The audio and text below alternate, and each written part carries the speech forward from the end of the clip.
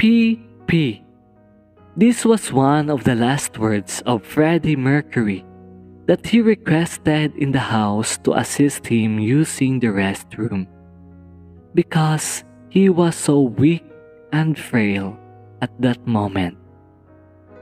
His final battle with AIDS complication brought a heavy emotion and deep sadness to all the people around him inside the house, who saw his struggles every day. Freddie knew that his death is near. His life changed so dramatically, and he was in more pain every day. Freddie was losing his sight during this battle, and his body became weaker as he suffered mild fits. According to Mary Austin, it was distressing to see him deteriorating in this way.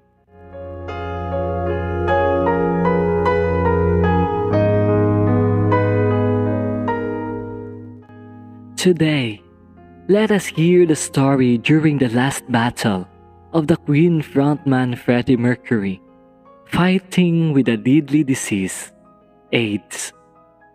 But before that, I invite you, my dear friends, if you are not yet my subscriber, to please subscribe to my YouTube channel by clicking the red subscribe button and turn on the notification bell so that you will be updated to my next video.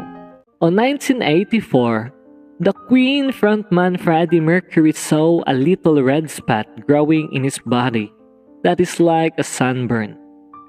But he did not mind it.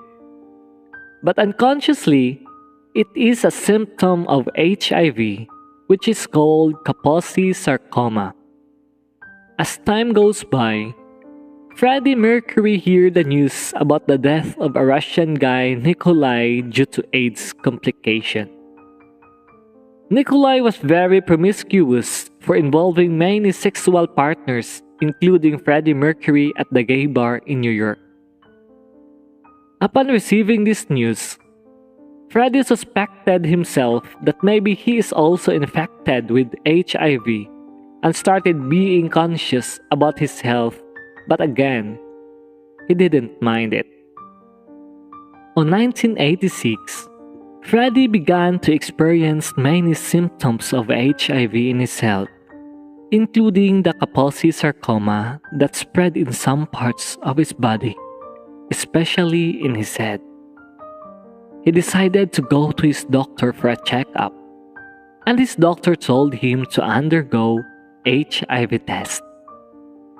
When the result arrived, his doctor called him immediately, but Freddie didn't answer the call.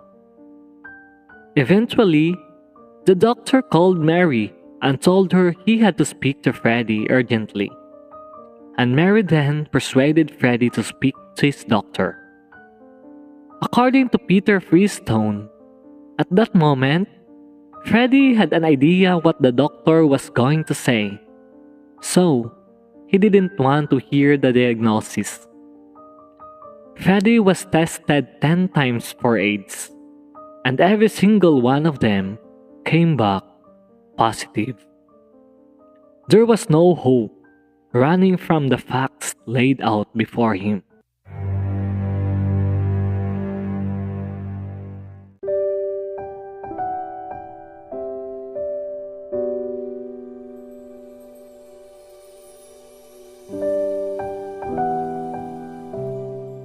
To Freddie, this was not a huge revelation.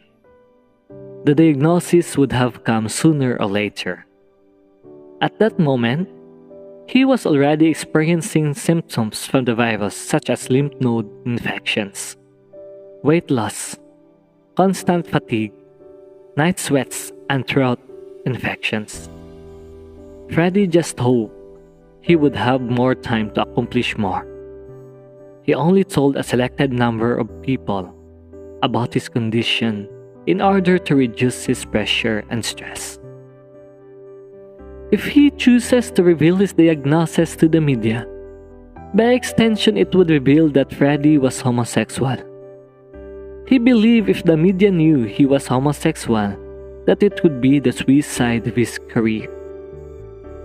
If it became generally known that Freddie had AIDS, it would have made curing next to impossible, since it was still unknown how the virus was transmitted.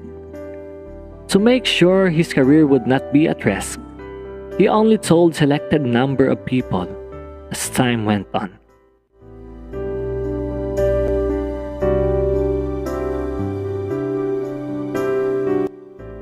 Homosexuality was a hot topic debated in media, and anybody of high status that was outed for being homosexual was put at risk.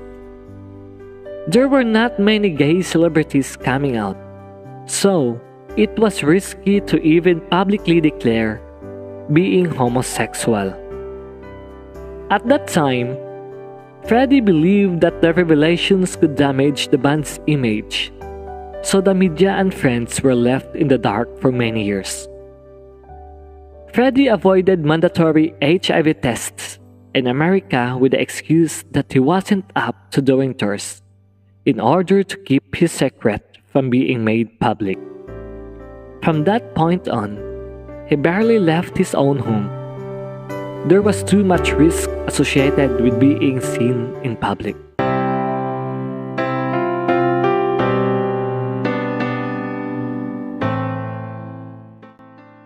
Jim Newton was perhaps the most important person informed of Freddie's condition, because he was Freddie's partner at the time, and they had been having unprotected sex.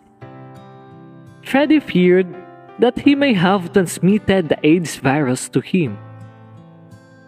After Jim returned from a family visit in Ireland, Freddie revealed the lesion on his shoulder and confirmed to Jim that he had AIDS.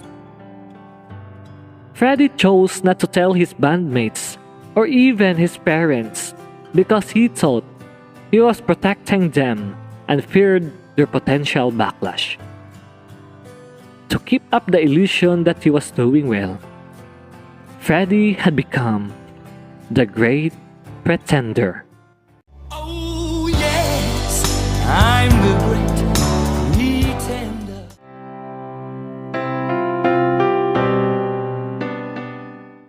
In 1988, Freddie Mercury was under the care of Dr. Garden Atkinson for regular and routine checkups.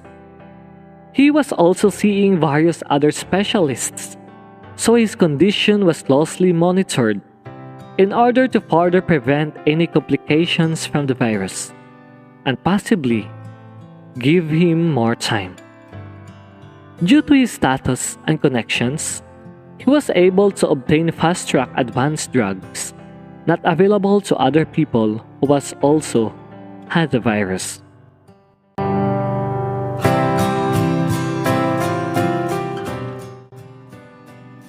His doctor prescribed him a drug named AZT, which was an experimental drug at the time that was showing promising results. Freddie was started on a daily dose of 300 to 500 milligrams of AZT per day, giving a tangible effect for a 6 to 9 month period. With AZT taking effect, Freddie felt he was in good enough condition to get back into the studio and begin recording new music again. Queen began working on their album, The Miracle. This was the band's first time adopting a collective writing credits policy.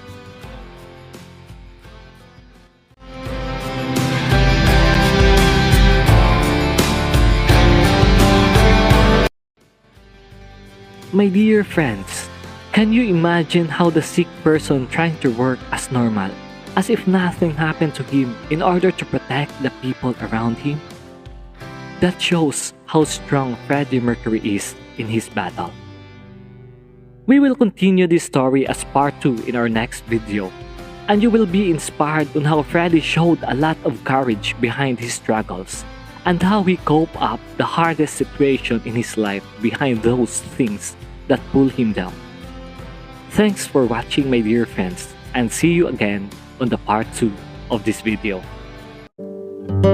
Just want to shout out and thank those people who joined my channel's membership button, and to those who sent me super thanks every time I upload a new one.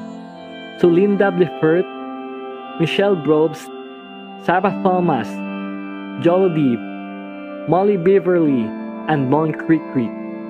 I really appreciate you. Thank you so much, my friends, for your help, love, and support for me and my channel.